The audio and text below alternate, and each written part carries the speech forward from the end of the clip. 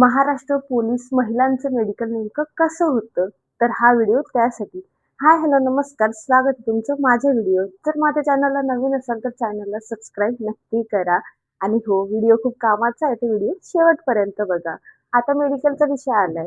आता तुम्हाला सांगते मेडिकल नेमकं कसं होतं. आधी तर मी मेडिकलचा व्हिडिओ टाकलाय माझ्या YouTube चॅनलला आणि तो व्हिडिओ मिक्स आहे. म्हणजे मुलांचं मुलींचं असं काहीच नाहीये. तो व्हिडिओ आहे तर तो पण खूप जणांनी बघितलाय. तर हा व्हिडिओ खास महिलांसाठी बनवते, की महिलांचं मेडिकल नेमकं कसं होतं. तुम्हाला पण माहिती आहे 11 ऑगस्ट पासून आपलं मुंबईचं मेडिकल सुरू झालंय. 11 ऑगस्ट ते 16 ऑगस्ट मुलांचं आहे आणि नंतर 17 ऑगस्टला मुलींचं मेडिकल आहे. तर आता त्यात अजून वाढ झाली आहे. 180 मुलं आणि 95 मुली आणखी बोलवलंय. त्यांचं पण मेडिकल 18 आणि 19 तारखेला होणार आहे. ते पण तिथंच होणार आहे आणि त्यांना सुद्धा नियुक्ती आदेश लगेच हातात भेटणार आहे. म्हणजे तुमची जॉइनिंग लगेच आहे. तर तुमच्यासाठी ही सुवर्ण संधी आहे. कारण तुमचं मेडिकल नंतर तुम्हाला लगेच बोलवताय म्हणजे खूप मोठी गोष्ट आहे. आमचं तर मेडिकल होऊन पण आम्हाला खूप महिन्यानंतर बोलवलं होतं. तर चला व्हिडिओ पूर्ण बघा आणि व्हिडिओ खूप कामाचा आहे तर सांगते. आता मुलींचं मेडिकल म्हटलं, मुलांना एवढं काही टेन्शन नसतं, पण मुलींना असतं. काही-काही मुली असतात तर काही-काही महिला असतात ज्यांचे लग्न झालेले असतात, फॅमिली असते. तर असं असतं. तर आपण गेल्यानंतर आधी आपल्याला बोलवतात 10 वाजता. आम्हाला 10 वाजता बोलवलं होतं. तुम्हाला पण टायमिंग हा 10चाच दिलाय. 10 वाजता तुम्हाला बोलवल्यानंतर तुम्हाला जातानाच नाश्ता वगैरे भरपूर नाश्ता करून जा. कारण की मेडिकलला अख्खा दिवस सुद्धा लागू शकतो. कारण जर तुमची 20 मुलींची डिटेल्स आहे, त्यातली एक मुलगीचं जरी मेडिकल अडकलं, तर तुम्हाला 20 जणींना सुद्धा सोडता येत नाही, असं असतं. सोडत नाही ते. जोपर्यंत 20च्या 20 मुलींचं मेडिकल क्लिअर होत नाही, तोपर्यंत सोडत नाही. त्यामुळे तुम्ही नाश्ता वगैरे सगळं करून जा, म्हणजे तुम्हाला टेन्शन येणार नाही. जातानाच नाश्ता वगैरे करून जा. त्या ज्या डिटेल्सनुसार तुमचा नंबर आहे, नाव आहे, ज्या पी-डी-एफनुसार आलाय, त्याच्यानुसार आपल्याला तिथं बसवलं जातं. प्रत्येकीला लाईनशीर बसवलं जातं आणि 20-20 मुलींची एक डिटेल्स असते. एक-एक डिटेल्स आतमध्ये पाठवली जाते आणि त्यानुसार आपलं मेडिकल हे सुरू होतं.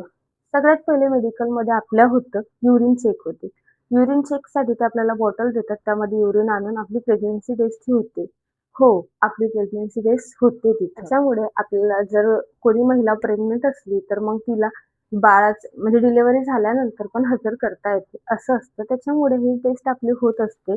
त्याच्यानंतर ही टेस्ट झाल्यावर, हिचा रिपोर्ट आल्यावर, नॉर्मल रिपोर्ट आल्यानंतर पुढची आपली टेस्ट होत असते. पुढचं आपलं मेडिकल हे चालतं. नंतर आपली होते टेस्ट ती बीपीची. बीपी आपली चेक होते. बीपी ही आपली 80 ते 120च्या मध्ये पाहिजे म्हणजे नॉर्मलमध्ये राहते. जर तुमचं बीपीमध्ये म्हणजे कमी, जास्त, हाय असं होत असेल, तर नाश्ता वगैरे भरपूर करा आणि जेव्हा तुमची बीपी चेक करतात, तेव्हा तुम्ही लांब श्वास घ्या आणि असं निवांत राहा, असं घाबरू नका वगैरे. जर बीपी कमी वगैरे येत असेल तर. तर शांत अशी बीपी द्या. त्याच्यानंतर एक असे क्लिनिक बनवलेले छोटे-छोटे रूम बनवले आहेत. नागपाड्याला लांब झालं होतं तर सांगते. तिथं आपलं स्पेशल लेडीज डॉक्टर असतात. त्या आपलं चेकअप करतात. चेकअप झाल्यानंतर तो पण आपल्याला एक रिपोर्ट भेटतो. तो भेटल्यानंतर आपल्याला पुढे पाठवतात. नंतर आपल्या डोळ्यांचं चेकअप होतं. कोणाला चष्मा असतो, तर कोणाला कलर ब्लाइंडनेस असतो त्याच्यामुळे. तर डोळ्याचं चेक होताना समोर आपल्या ए मोठ्या, छोट्या, त्याच्यापेक्षा छोट्या अक्षरांमध्ये ए दिलेली असते. त्या ए ते असं आपल्या डोळ्यासमोर मशीन लावतात आणि एका-एका डोळ्याने आपल्याला ते वाचायला लावतात. ते आपल्याला वाचता आलं तर. डोळ्याचं काही एवढं आता खूप जण घाबरतात डोळ्याचा पॉइंट येईल म्हणून, पण डोळ्याचा पॉइंट एवढा येत नाही आणि आला तरी तुम्हाला मेडिकलसाठी बोलवतात किंवा तुम्हाला जे हॉस्पिटलला पाठवतात, तिथं परत तुमचं चेकअप होतं. असं काही नाही की तुम्हाला भरतीतूनच बाहेर काढलं जाते, असं काही नाही. त्याच्यानंतर होतं कलर ब्लाइंडनेस. कलर ब्लाइंडनेसचं कसं असतं, एक असं पोस्टर असतं, गोल असतं, त्यात बारीक-बारीक ठिपके असतात वेगवेगळ्या कलर्सचे आणि कलर ते एकदम फेंट असतात आणि त्याच्यामध्ये असं आकडे दिलेले असतात. समजा 75, 74 असा नंबर दिलेला असतो. तो आपल्याला ओळखायचा असतो. तो ओळखता आला तर. त्याच्यानंतर स्केच पेन दिलेले असतात. स्केच पेन असे मिक्स टाकलेले असतात. त्यातून एक कलर आपल्याला सांगतात. तो स्केच पेन उचलायचा असतो आणि सांगायचा असतो त्याचा कलर. तर असं आपलं मेडिकल होतं. त्याच्यानंतर तुम्हाला जो डाऊट आहे नॉकनीचा. नॉकनीचा काहीही प्रॉब्लेम येत नाही. नॉकनी चेक केला जाते, पण त्याचा प्रॉब्लेम येत नाही. त्याच्यानंतर टॅटू वगैरे टॅटूचा आहे.